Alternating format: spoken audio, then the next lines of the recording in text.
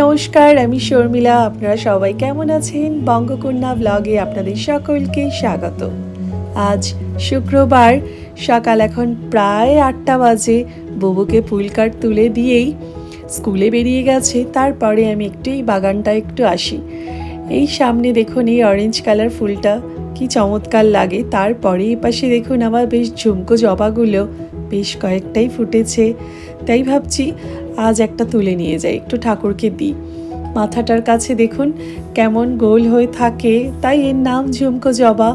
এরকম ফুল না আমার বাপের বাড়িতেও হতো জানেন, কিন্তু ইদানিং এসে আমি কলকাতা কখন এরকম গাছ দেখিনি। তো এক ভদ্রলোকের কাছ থেকে নার্সারিতে দেখেছিলাম, তো তারপর এরকম লাগিয়েছি। তো এতদিন পর বেশ অনেকটাই ফুল ধরেছে, তাই একটা তুলে নিয়ে এলাম, একটু বড় মার সামনে দিই। কারণ মা কালীর সামনে জবা ফুল তো মা কালীর ভীষণ পছন্দের ফুল। আর ঝুমকো জবাটা দেখতে কি দারুণ লাগছে দেখুন। এবার ফুলটা ওপাশে রেখে দিই। আর এপাশে পুজোর কিছু জিনিস একটু গোছাতে হবে, কারণ বাড়িতে আজ একটু পুজো আছে। আজ হচ্ছে আমার স্বর্গীয় শ্বশুরমশাইয়ের বছরের কাজ আছে, তো সেই কারণে পুরোহিত আসবেন। চলুন ওপাশে ঝটপট রান্নাটা শুরু করে দিই। আজ আমি করব একটু গোবিন্দভোগ চাল দিয়ে একটু পোলাও। মানে আমাদের বছরে যে কাজটা করতে হয়, পুরোহিত যখন আসেন আমাদের তাতে বলা হয় যে খাবারগুলো মানে যারা স্বর্গীয় হয়ে গেছেন তাদের উদ্দেশ্যে তো পুজোটা করা, তাদের জন্য তো তাদের যে জিনিসগুলো খেতে ভালোবাসে সেইগুলো একটু করে আমাদের পুরোহিতকে দেওয়া। তারপরে ঘরের একটু পুজো করা, একটু মন্ত্রপাঠ করা, এগুলো তো থাকেই বলুন। একটু বাচ্চাদের সেই কালচারের সঙ্গে একটু যুক্ত করা, না হলে তো বাচ্চারাও সেই জিনিসগুলো শিখবে না, বুঝবে না। এই পাশে আমার ভেজ পোলাওটা একদম রেডি হয়ে গেছে। এরপর আমি মাটনটা ওদিকে রেডি করেছি, একটু দেখাই। আমার এই পাশে মাটনটাও পুরো অলমোস্ট ডান। এবার আমি এবার আরেকটা একটু বসাবো, কি একটা পনিরের একটা আইটেম বসাবো। দেখা যাক, ওটা করতে থাকি, করেই তারপরে আমি সমস্ত ঠাকুরের পুজোগুলো দেব। কাজের এক ফাঁকে আমি ওর বাবাকে আর বড় মেয়েকে কিন্তু আমি দুধ কর্নফ্লেক্স দিয়ে দিয়েছি। আজ বলেছি আজ বেশি কিছু ঝামেলা করো না, ঝটপট করে এগুলো খেয়ে নাও, আমার এপাশে প্রচুর রান্না আছে, আগে করি। এরপর আমাকে পুজোরও রেডি করতে হবে সমস্ত জিনিস। এই আমার শ্বশুরমশাই আর আমার শাশুড়ি মা, তো তাদের বছরের কাজটা করব, তো সেই জন্য একটু পুজোর আয়োজন করা। আর এই গোপালকে দেখুন, গোপাল অনেকক্ষণ ধরে কিছু না খেয়ে বসে আছে। এবার গোপালকে একটু খাবার দিই, তার মুখটাও হাসি হাসি হবে। কি শুকনো করে মুখটা বসে আছে দেখুন। পাশে আমার এই বড় মায়ের ফটো। এই বড় মা হচ্ছে নৈহাটির সেই বড় মা, তাকে এই আমি ঝুমকো জবাটা দিয়ে একটু পুজো দিলাম। এরপর আমার যে ইষ্ট দেবতা, মেন দেবতা আমার হচ্ছে গৌতম বুদ্ধ। এই বুদ্ধদেবকে একটু ফল দিয়ে পুজো দিলাম।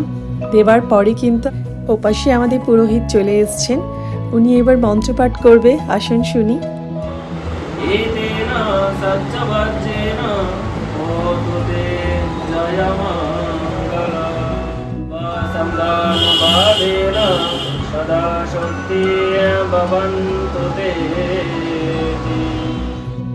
আমাদের এই বৌদ্ধ ধর্ম হচ্ছে ভীষণ বড় এক ধর্ম, রাজকীয় ধর্ম। এই ধর্মে পুরোহিত যখন মন্ত্রপাঠ করেন পুরোপুরি পালি ভাষায় মন্ত্রপাঠ হয়। ঘরের সমস্ত কিছু পজিটিভ এনার্জি সমস্ত কিছু কিন্তু থাকে। তারপর উনি কিছু আমাদের মন্ত্র লিখে দিচ্ছেন, যাতে একটু আমরা ঘরে সেগুলোকে স্মরণ করি। আজকাল এত ব্যস্ততার মধ্যে সবার এত টেনশন থাকে, আমরা হয়তো সত্যি মন্ত্রপাঠগুলো করি না। চলুন এরপর ওনাকে খাবার দেব। সব একটা একটা করে এবার একটু রেডি করি, তারপর আপনাদের দেখাই। এর মাঝে একটা কথা বলি জানেন, অনেকে বলেন উপোস করে পুজো দেওয়া। আমাদের গৌতম বুদ্ধ বলেন আগে নিজের পেট ভরে খাও, কিংবা তোমার আত্মাকে কষ্ট দিয়ে কখনো পুজোতে বসবে না। যদি তুমি পারো সেই কাজটা করতে তবেই করবে, আর যদি তুমি না পারো, পেটে খিদে রেখে মুখে বলতে পারবে না, সেই মন দিয়ে পুজো হয় না। পুজো করবে যখন, তখন তুমি একই ধ্যান জ্ঞান দিয়ে কিন্তু পুজো করবে। সেটা একটা সাধনার জিনিস, তোমাকে মন দিয়ে করতে হবে। তো এই বুদ্ধের এই ছোট ছোট নীতিগুলো কিন্তু আমার বড় কাছের এবং ভীষণ মন থেকে আমি ভালোবেসে ভীষণভাবে এই পুজোগুলো করি। কারণ গৌতম বুদ্ধ হচ্ছে রাজকীয় ধর্মের এক নাম। বৌদ্ধ মানে হচ্ছে জ্ঞানের ভাণ্ডার।